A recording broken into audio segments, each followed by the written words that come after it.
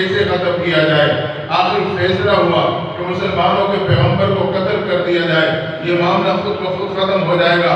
اللہ کی شان ذمہ داری عمر کو سونپی گئی۔ عمر تلوار لے کے محبوب پیغمبر کے قتل کے ارادے سے صفا پہاڑی کی طرف بڑھنے لگے۔ ایک ساتھی نے راستہ روکا، کہا عمر کی حالت میں کہاں جا رہے ہو؟ کہنے لگے میں مسلمانوں کے پیغمبر کو قتل کرنے چلا ہوں تاکہ مدرسے قرآن کا راستہ ہمیشہ کے لیے بند ہو جائے۔ اس نے کہا عمر پہلے گھر جا کے اپنی بہن کی خبر تو لے لینا، وہ بھی مدرسۃ البنات میں داخلہ لے چکی ہے۔ جب عمر نے سنا کہ جس چیز کو ختم کرنے چلا ہوں وہ پہلے ہی میری دہلیز پہ پہنچ چکی ہے، اور غصے میں آ کے قدموں کو پلٹا، اپنی بہن فاطمہ بن خطاب کے دروازے پہ پہنچے۔ گھر میں بہن اور بہنوئی قرآن پڑھ رہے تھے، دروازے پہ دستک ہوئی، بہن جان گئی بھائی عمر آ گیا۔ استاد کو کمرے میں بھیجا، بہن اور بہنوئی دروازے کی طرف بڑھے، دروازہ کھولا، عمر نے غصے کے حالت میں دیکھا، پوچھا کیا کر رہے تھے؟ دونوں نے بیک آواز کہا کہ قرآن پڑھ رہے تھے۔ عمر نے ایک زوردار تھپڑ بہنوئی کی طرف بڑھانا چاہا، فاطمہ بن خطاب آگے بڑھی، خاوند کو بچاتے ہوئے اپنے بھائی عمر کا زوردار تھپڑ اور تماچا چہرے پہ برداشت کیا۔ عمر کا تھپڑ تھا، بہن کے چہرے سے ٹکرایا، بہن زمین پہ گرتی ہے، چہرہ فرش سے ٹکراتا ہے، لیکن ہمت کر کے اٹھ کے آگے بڑھ کے کہنے لگی عمر یاد رکھنا جس خطاب کا خون تیرے جسم میں ہے اسی خطاب کا خون میرے جسم میں ہے۔ تو میرے جسم سے جان تو نکال سکتا ہے مگر قرآن کی محبت نہیں نکال سکتا ہے۔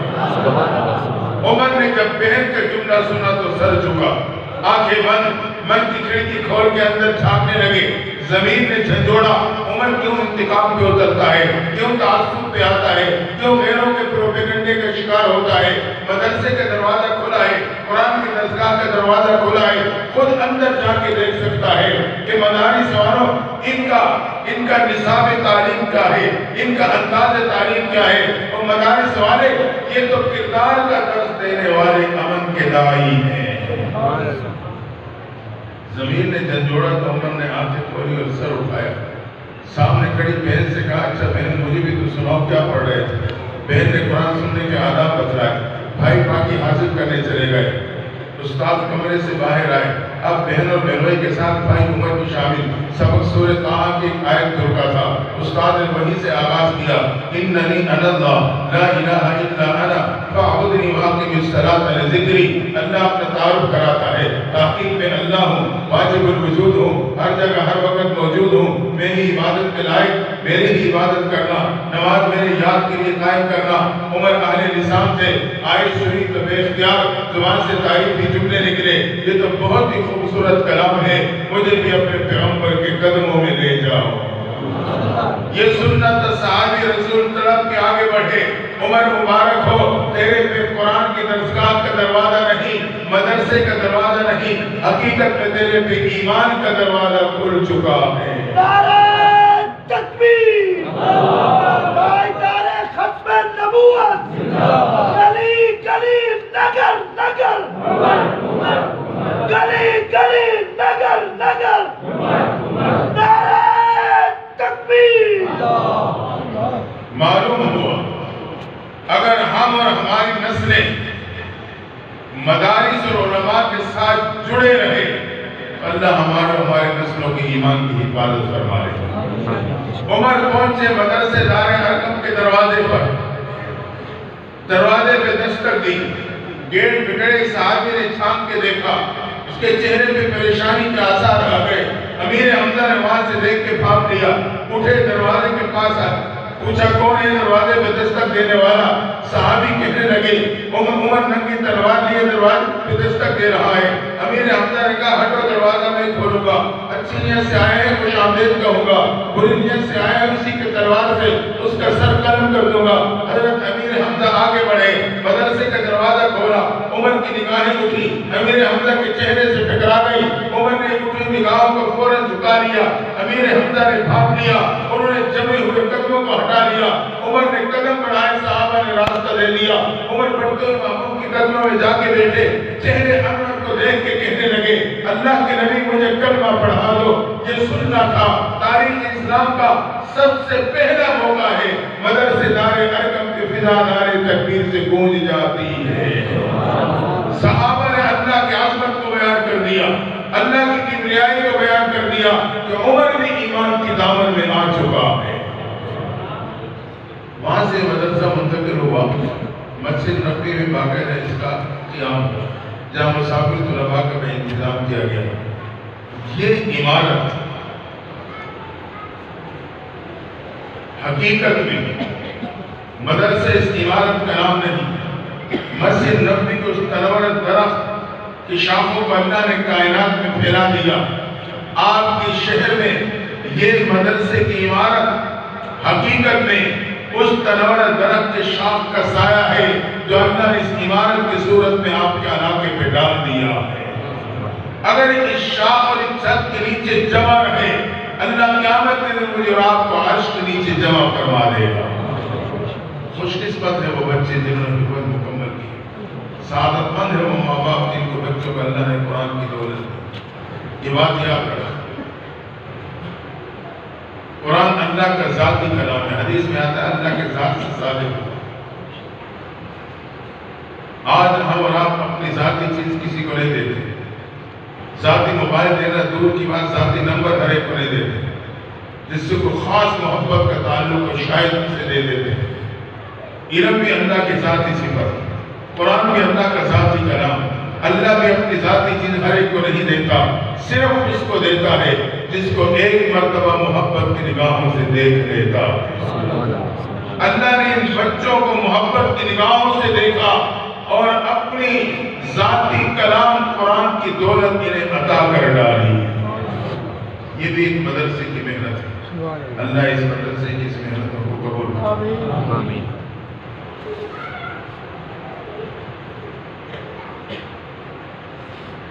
ہمارے اس پروگرام کا عنوان مقصد آمد مصطفیٰ ہے۔ پیغمبر اسلام سلام ارشاد فرماتے ہیں بعثت معلما بعثت لأتمم مکارم الاخلاق، میرے آنے کا مقصد تمہیں تعلیم دینا اور تمہارے اخلاق کو سنوارنا ہے۔ میں مختصر سے وقت میں اسی اخلاق کے حوالے سے تھوڑی سی بات آپ کے سامنے رکھ کے بات کو سمیٹوں۔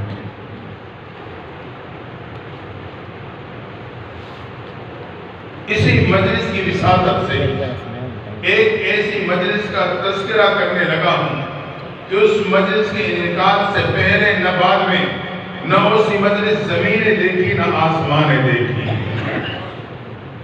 مسجد نبوی کے ایریے میں ایک کنواں ہے محبوب پیغمبر کے زمانے میں، اب تو حرم مدنی کی توسیع میں آ چکا۔ ایک دن پیغمبر صلی اللہ علیہ وسلم اس کنویں کے منڈیر اور کنارے پہ تشریف فرما ہے کہ آپ کے چاروں یار وہاں حاضر ہو گئے۔ یوں سمجھے کہ یاروں کی مجلس جمی، یاروں کی مجلس میں ہر ایک اپنے دل کی بات کہتا۔ محبوب پیغمبر نے فرمایا میں آج تمہیں اپنے دل کی بات نہ کہوں۔ صحابہ نے فرمایا اللہ کے نبی ضرور ارشاد فرمائیے۔ فرمایا تمہاری دنیا میں مجھے 3 چیزیں بہت پسند ہیں، 3 چیزیں بہت پسند۔ تقریباً 21 چیزوں کا تذکرہ کروں گا جو حقیقت میں میرے نبی کی تعلیمات ہیں۔ فرمایا پہلی چیز خوشبو مجھے بہت پسند، اس لیے ہم اور آپ بھی خوشبو کا اہتمام کیا ہے، لیکن ایسی بھی نہ ہو کہ ساتھ والے کے سر میں درد ہو جائے گا، واسطہ بھی اسے خوشبو استعمال کریں۔ پھر ہمارے تبلیغ جماعت کے ساتھ جاتے تھے، سب سے پہلے امام صاحب سے ملتے ایک مسواک اور ایک خوشبو کی شیشی یہ ہدیہ کرتے تھے، اپنے اب شاٹ ہو گیا گا، یہ مصنون تحفہ۔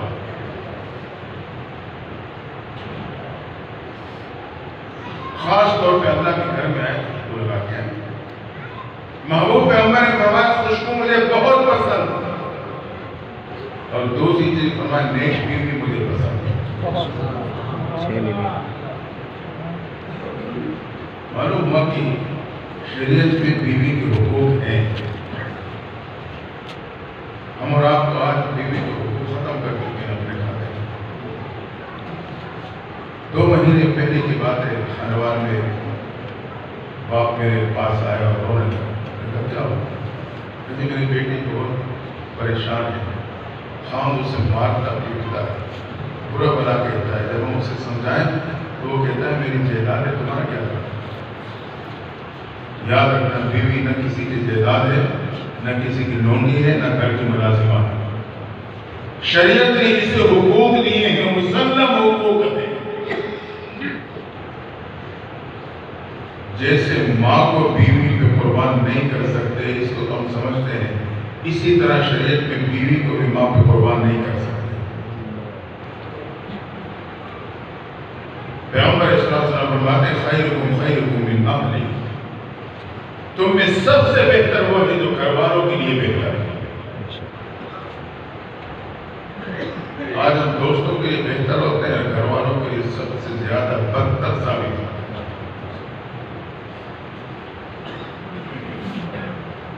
اگر ہم اپنے گھر کو محبوب پیغمبر کی سنتوں سے مزین کر لیں گے تو یہ دنیا کا گھر جنت کے گھر کا منظر پیش کرے گا۔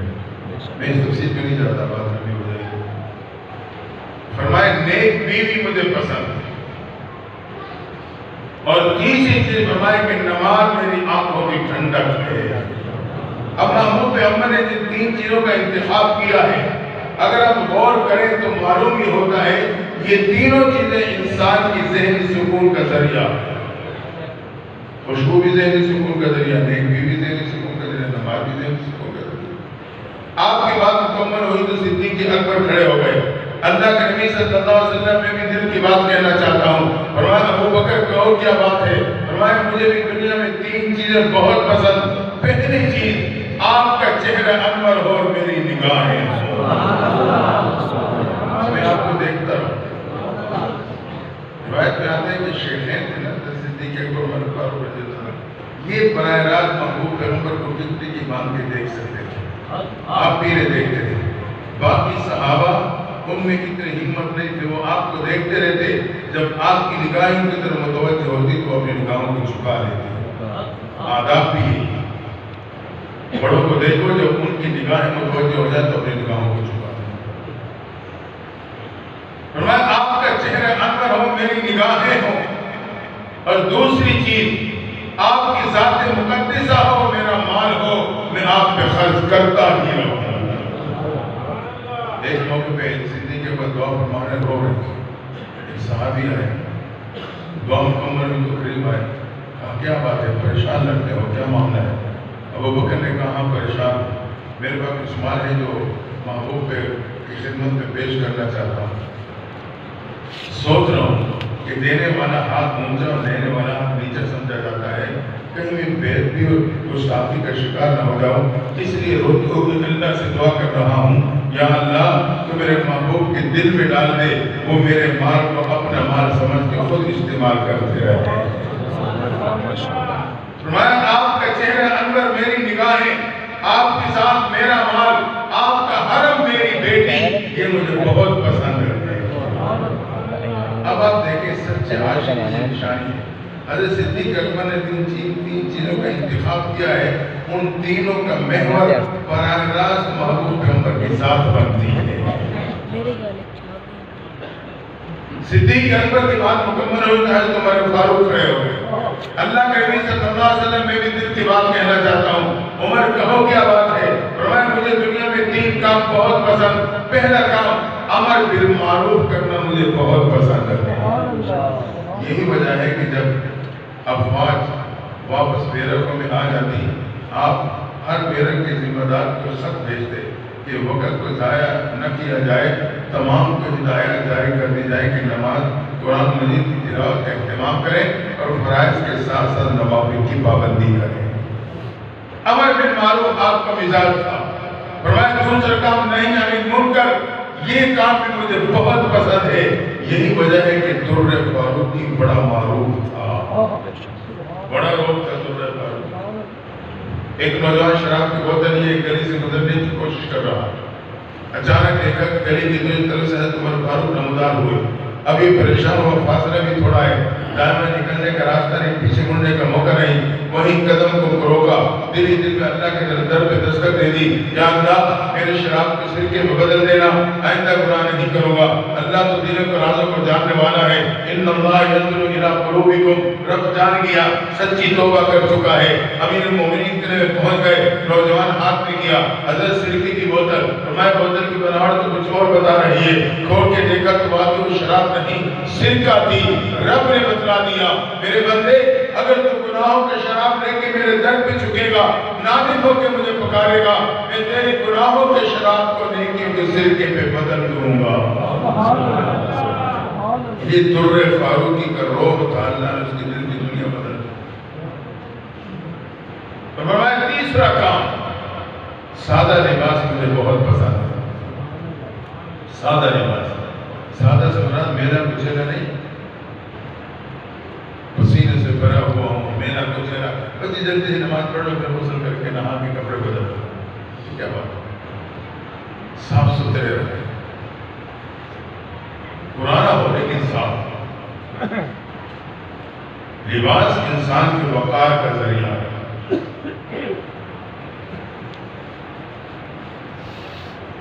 بیت المقدس کسی سادے لباس کی بنیاد پہ سمجھو کہ فتح ہوا تھا۔ سادے لباس کی کتنا روح ہے۔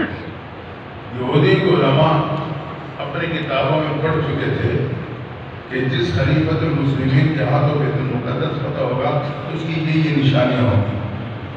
حکمرانوں سے کہا کہ خلیفۃ المسلمین کو دعوت دی جائے تاکہ ہم مذاکرات کر سکیں اور دیکھ سکیں، اگر وہ نشانیاں تمام اس میں موجود ہیں ہمیں لڑنے کی ضرورت نہیں، چاہیے خود کو خود ہم پیش کر دیں گے۔ کہا بہت اچھا۔